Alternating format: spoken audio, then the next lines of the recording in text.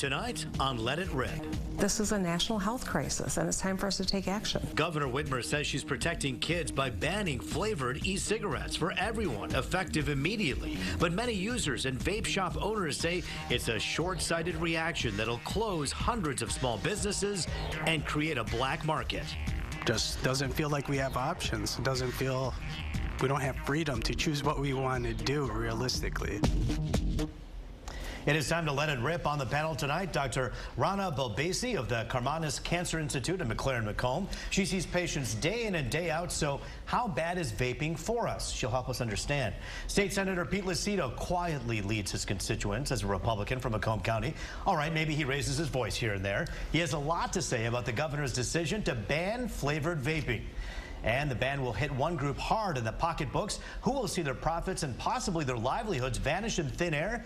Vape shop owner and lobbyist Jamie Webb owns DIY Supply in Waterford. We'll talk to her as well. And yes, you know her as Michigan's 11th Congressional District Congresswoman Haley Stevens. The Democratic lawmaker thinks we need to be careful about what we allow our kids to buy and inhale. And of course, a man of the people, a guy who can make people say and do things on camera that no one else can. And I've tried. Fox 2 anchor and attorney Charlie Langton, who samples the flavor of the community every single week. And this time, of course, you're talking about the flavor of all of these different vapes. And yes, those that are non-flavored as well, because those will not be touched by this ban. So let's begin there, but let's begin with the expert. Politics aside, we take it out for a moment and we talk right to the doctor, Dr. Rana Belbasi. Rana, if you had to tell a mom or a dad who came to you and said, my son or daughter, we just discovered they were vaping and they've been doing it for a year, how worried should they be about their children's health? So the more imminent risk right now is that the CDC just found a second person who had died, and the connection was with e-cigarettes and vaping. Severe pulmonary diseases have been found in over 200 people just in the last few months. And the concern is that we don't know exactly what it is in these electronic cigarettes and these vapor devices that are actually causing it. We do know that the severe pulmonary diseases are coming from people that don't have chronic diseases. They tend to happen in younger individuals, in teenagers and young adults.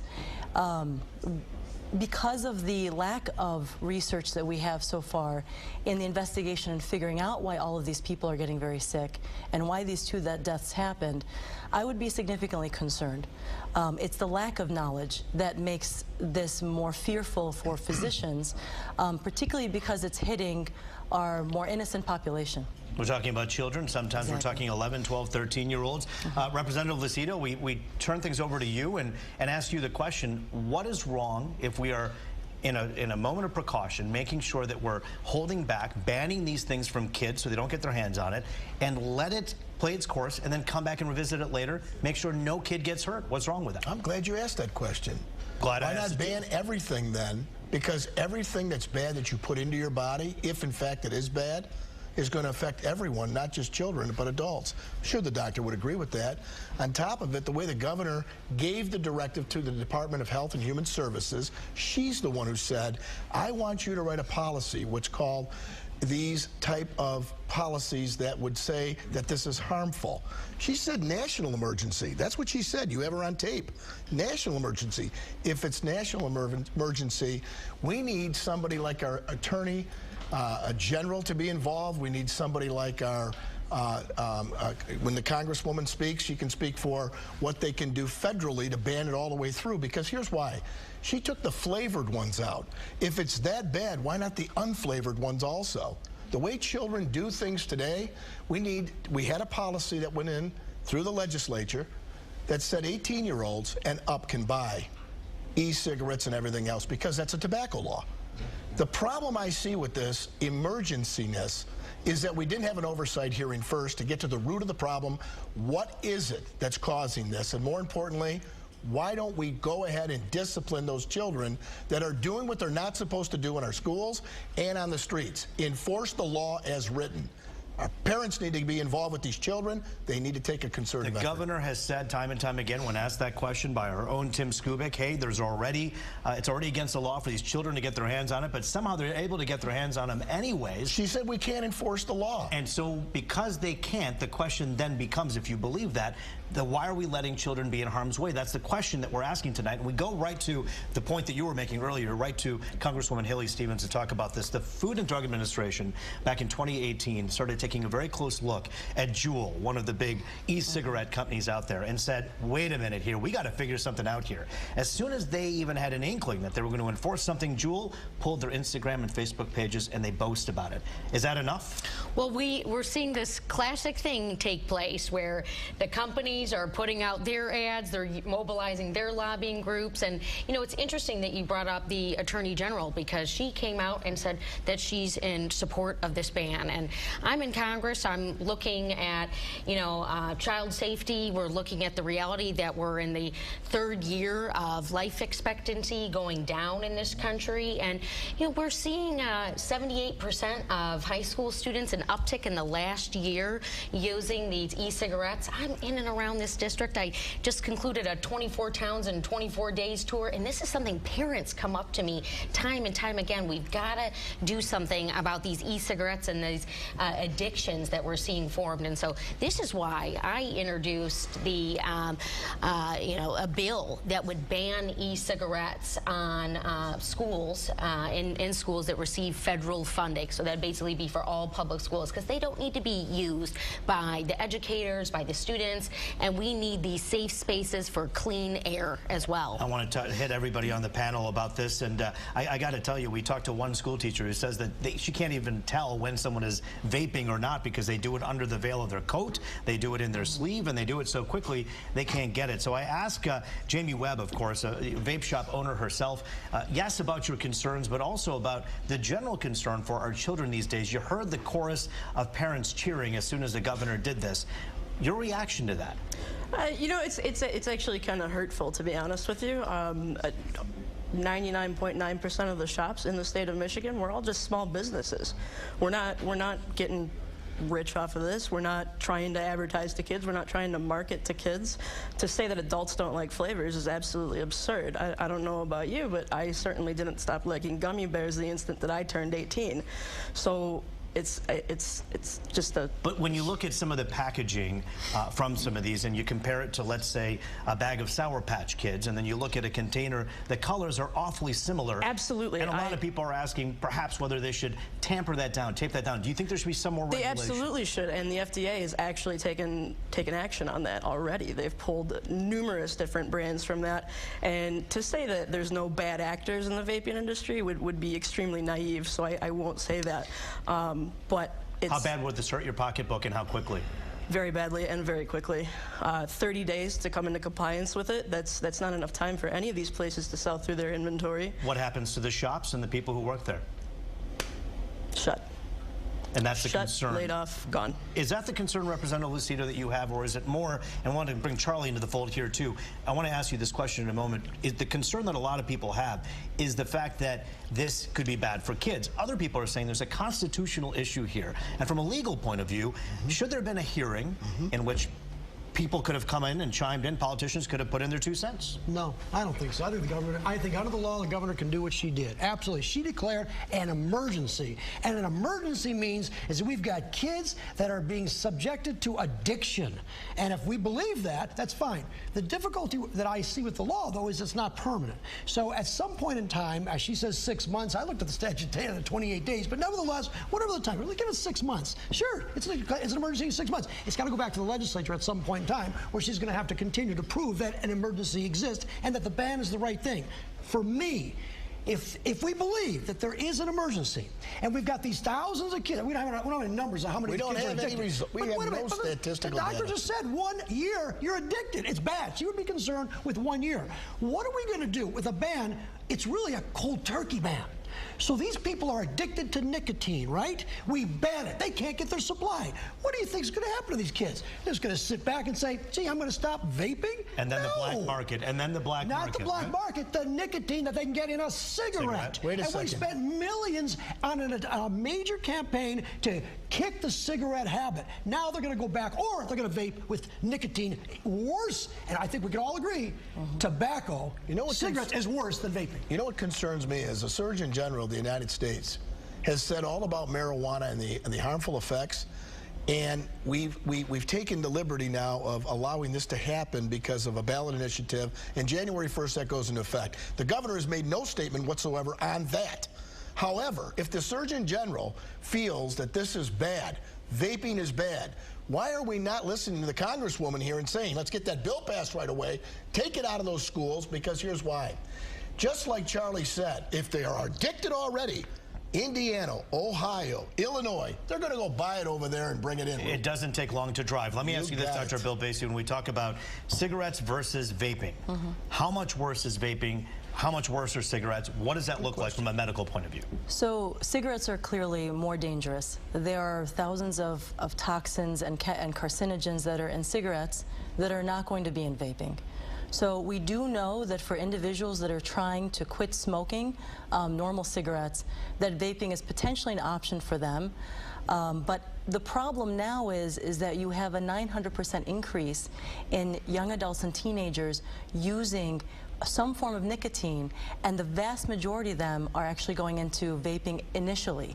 And so that's the problem that we find is more of the crisis, is that in effect, they're not trying cigarettes. They're using this because they can conceal it from their parents, because they can conceal it at school, and there's no sense. And Jamie, we have to make it clear that there are many adults, including a coworker of mine, who on his desk right now outside has a vaping device. He quit smoking and is very proud to know that he's no longer smoking cigarettes, but he's vaping. A lot of people are saying, wait a minute, you're taking away an alternative, although there is the non-flavored one that still exists, right? Yeah, well, there's the tobacco flavored one, and to be honest with you, I've run my vape shop for the past 5 years.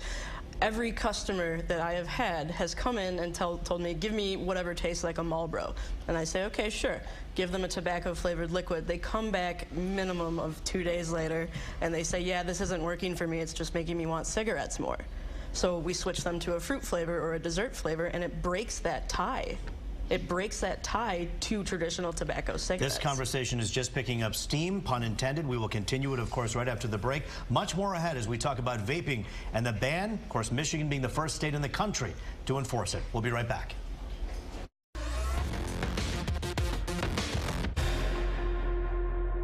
Strawberry watermelon tastes like bubble gum, and cigarettes are disgusting. So it's what's kept me from smoking cigarettes for the last month. That's what one e-cigarette user told Charlie Langton when she found out yesterday that the governor banned flavored e-cigarettes. This issue is not going to vanish into thin air. Too many groups on both sides have too much at stake. Monique Stanton, CEO, CARE of Southeastern Michigan, is joining us. That's the Community Assessment Referral and Education Advocates for helping people who are dealing with substance abuse issues. So we thank you for joining us, Monique. Of course, joining our esteemed panel, you've already met Steve, Jamie, Haley, and Charlie. So let's get right to it. We'll begin right now with Monique, as you just joined us on this particular moment here to talk about what you think about what's happened here. The governor did this. Were you applauding right away? Yes, I was applauding right away. I think with the administrative action, it gives us a little bit of time to take a look at what's happening before I can go through the legislative process, before I can go through the rule process to determine what we need to do long term. So the question that was coming up before this was around why the flavors. And so we had actually these exact same types of conversations around kids and tobacco use. And when we started addressing advertising that targeted kids, when we started addressing the flavors, the flavor additives in cigarettes, after that, we saw significant decreases in youth use. And so the tactics and the strategies that the vaping industry has been using very much mirrors what the tobacco industry used in terms of targeting young people. Let's compare those two for a moment. Back in 1999, cigarette companies and chewing tobacco companies were told you're not allowed to use cartoons anymore in your advertising. This is prohibited. It's targeting children. We don't like it. Out. It's against the law.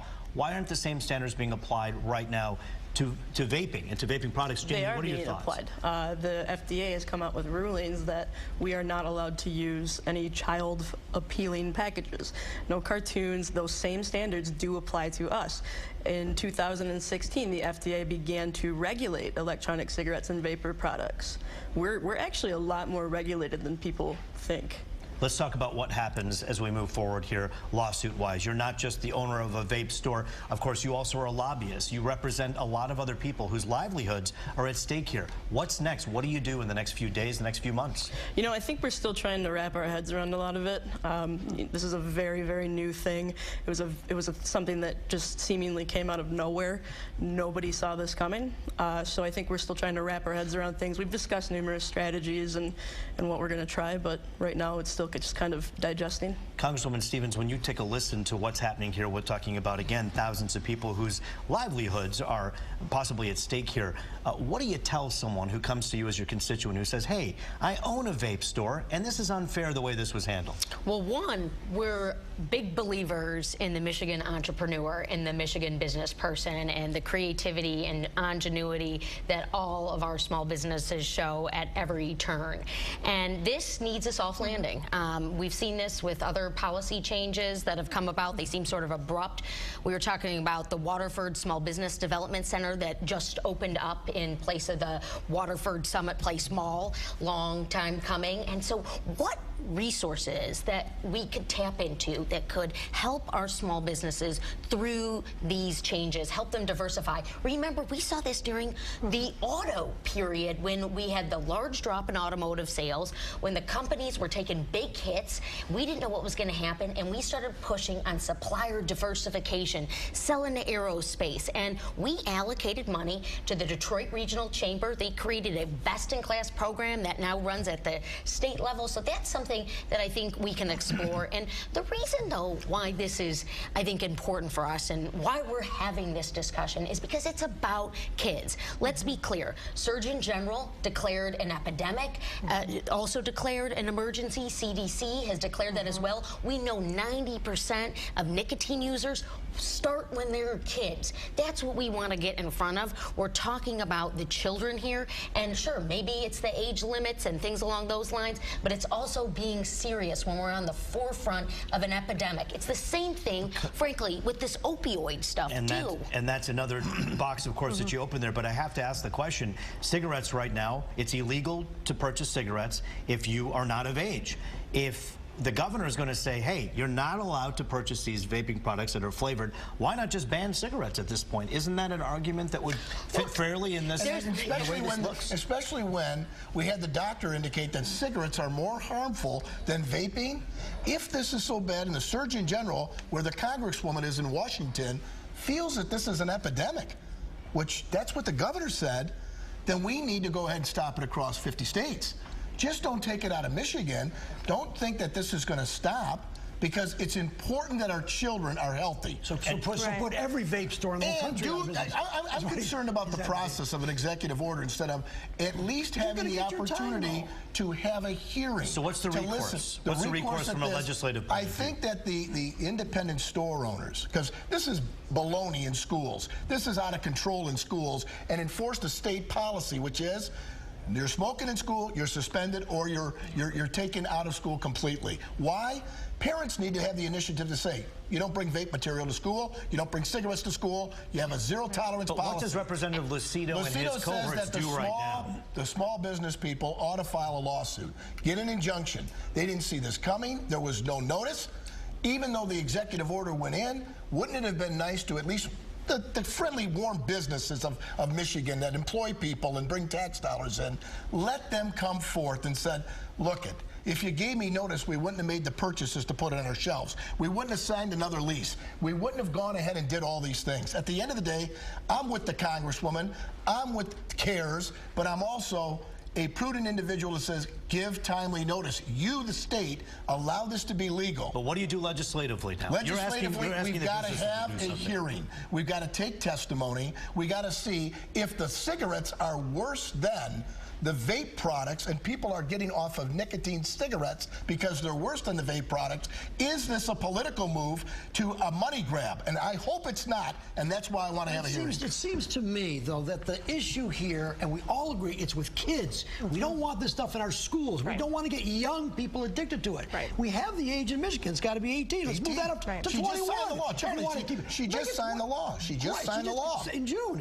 But let's make it to 21. That would absolutely get it out of schools. The issue, though, that I see here is that if the issue is for kids, let's ban it for kids, but not adults. Yes. And that's going to keep the businesses going. But it's already banned for kids. It's against the law for kids to purchase anything that has nicotine.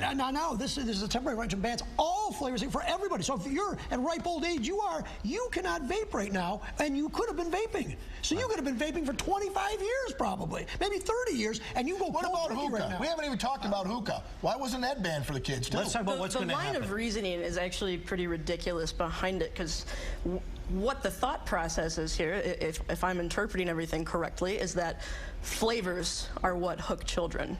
So by that logic, why are we not banning flavored alcohol? I mean, there's birthday cake flavored vodka. So, and Monique, what does CARE have to say about that? So we have banned flavored cigarettes, and when we did that, we saw a pretty significant decrease right after that for kids. And so when you look at advertising, when you look at things that tend to target minors, when you reduce that access, when you reduce that pressure, it's less likely that you're going to have a young person become addicted. And when you introduce nicotine to the developing brain, it's highly, highly addictive. Most people that become addicted to tobacco products, if you don't start when you're young, you never start. Monique. So when we protect kids, it's less likely they're going to become lifelong users. We also have something exciting here, which is that the Smoke-Free Schools Act, which I've introduced in the House, bipartisan. We're also seeing support in the Senate. I'm hearing positive feedback on that legislation for federal action that we can take that will support Michiganders, that will support our students,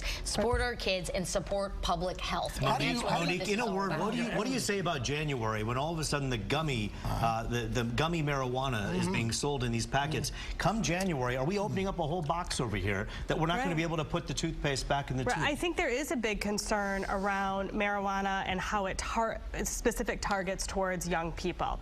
All of the research out there consistently proves when you introduce an addictive substance to a young person when their brain is developing, that increases their likelihood of developing a long-term later addiction. So we need to do as much as we possibly can, because part of the developing brain encourages high-risk behavior. So we want to delay that. Every single one of you is going to have a chance to speak one more time. You've heard right now from the panel. Up next, it's your turn when Charlie Langton takes the show on the road. What do you think about vaping? The governor banned flavored e-cigarettes, vaping. What do you think? I think he need to bring it back because, no, I think he need to keep it away because we got the good woods out here. Good idea? Yeah. Banned it. Banned it. Why? Because, I mean, that's like fluid going straight to your lungs. Are your friends in high school vape? Most of them. They kind of made my stomach hurt, so they probably got to like look into it because I heard we was test rats using those. Any chemical that you put inside your body, it has to be a danger to it. Do you think it's a crisis for young people? They're getting addicted? That's what our governor said? Absolutely. It is a crisis. Maybe raise the age limit. And what about cigarettes or alcohol? Should they be next? I agree, yes. Don't they know it's dangerous? Yeah and no. And they're all under 18? Yep. Where do they get this? Their mama give them to them, they buy it for themselves. If the business owners make sure that they're only selling to 21-year-olds, maybe that'll help. All right, so when I was a kid in Troy, I could not sneak anything in or out of the house without my mom and dad looking to the backpack, coat pockets, because they bought the coat, they bought the book bag. Things have changed, and kids now have their own discretion. The question is, how much personal responsibilities do families have versus putting all the blame on these stores? We start, of course, with Jamie Webb for some final thoughts from the vape industry. Absolutely. So if you actually look at the FDA's survey of sting operations, so we're subject to inspections. We're subject to the same sting operations that tobacco stores are. Consistently, across the board, the vape shops are the highest performing people. We don't fail those stings. We constantly check IDs. Our websites have to have third-party identity verification on them. Running things with integrity is what you're saying, and we trust that that's what you're doing. Representative Lucida, we have 10 seconds to pop going across the room. Great. So here, the teachers in the district, we're the second largest district in the state. As a result, they've indicated we have to have no patchwork. We want a solid slice coming through. Children should not be vaping like your mom and dad did. They should go through the backpacks. Moms and dads have responsibilities too in this. And at the end of the day, The health of our children is first and foremost and the most important. And no one disagrees with that, Monique, of course, Correct. including you and your organization, CARE. Absolutely. So we've seen a 100% increase in our referrals to our student assistance centers specifically because of vaping, and our school systems don't know what to do about this. So I think this gives Michigan an opportunity to be a leader in helping us protect kids. Congresswoman Stevens, what do you do when you go back to Washington and you talk to your fellow lawmakers about your good state of Michigan and what happened here? This is about Michigan leading the way, and this is also about the responsibility of government to keep children safe. I'm really proud of the direction that we're going in here, but I also am focused on scientific integrity as well as some of the legislation that we're going to put into place that will bring the safety into our schools. We have about 10 seconds left. We'll give it to you. No, I think the applaud the governor for getting it out of the schools. I'd raise the limit to 21, and then it sounds silly to me in a way to ban the thing that's more popular and less dangerous. We ban the less dangerous, then we don't ban cigarettes. Doesn't make sense to me. It's a flavorful conversation, one that started here and continues at your dinner table tomorrow. Thanks for joining us. That's it for this edition of Let It Rip.